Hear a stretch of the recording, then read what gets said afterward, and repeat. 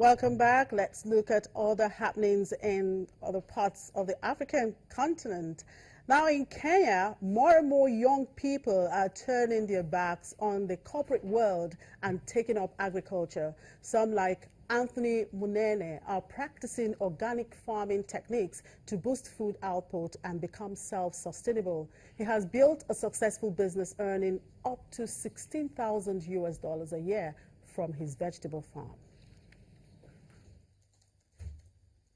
Anthony Munene just arrived at his farm in Juja, on the outskirts of Nairobi, Kenya.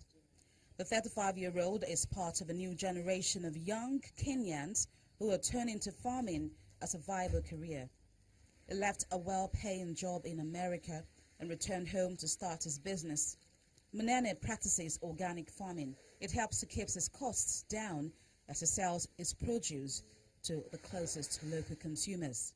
When I moved back to Kenya, I leased half an acre at Kenya Institute of Organic Farming because they share the same vision as what I wanted to do. And on this half an acre, I am now intensively growing different varieties of vegetables. I'm doing over 30 varieties. One of Munene's clients is a coffee shop and restaurant.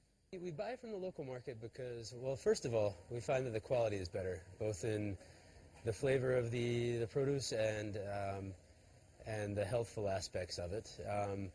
Another very important reason is we get to know where our food is coming from.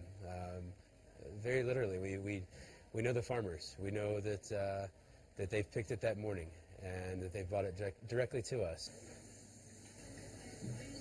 Experts say Kenya and the rest of Africa need to invest in research to produce higher yielding crop varieties, improve marketing, and add more value to produce instead of exporting raw commodities from which others profit.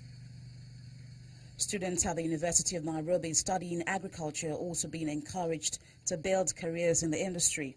I want to start my own farm, whereby I want to go and do actually vegetables, and that means actually vegetables, the leafy vegetables, and also fruit vegetables. Dr. Jane Amuko, a horticulturist and lecturer at the agricultural campus, says they're finding new ways to make agriculture attractive and interesting for a new generation of students.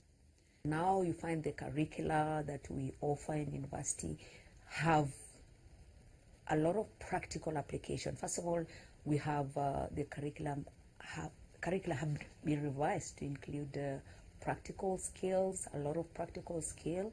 We talk about experiential learning, so that the students don't have just theory, but they also have practical application of the science, which is agriculture. Across Africa, export crops like coffee, tea, cotton, and cocoa dominate the agricultural landscape. Young farmers like Munene are showing that it is possible to change things. It says developing local consumption of farm product could encourage more local industries. And finally, MTN South Sudan, one of the country's biggest telecoms operators, is cutting dozens of jobs and cancelling expansion projects such as the construction of new cellular sites owing to an economic crisis in the country. Now, the world's newest nation plunged into civil war in late 2013 when a political crisis provoked fighting between forces loyal to President Salva Kiir and rebels allied with his former deputy Riek Machar. The firm, a unit of South Africa's MTN, is the latest among foreign firms to reduce operations after a currency devaluation, spiraling inflation and lower revenue from oil on a drop in production and weak global crude prices. The company's corporate services head said the company had reduced foreign staff numbers by 75% and would cut 55% of local staff without giving exact figures. Well, that's it on today's program. Thank you very much for watching. Do have a beautiful day. I'm Chimizi Obiwago.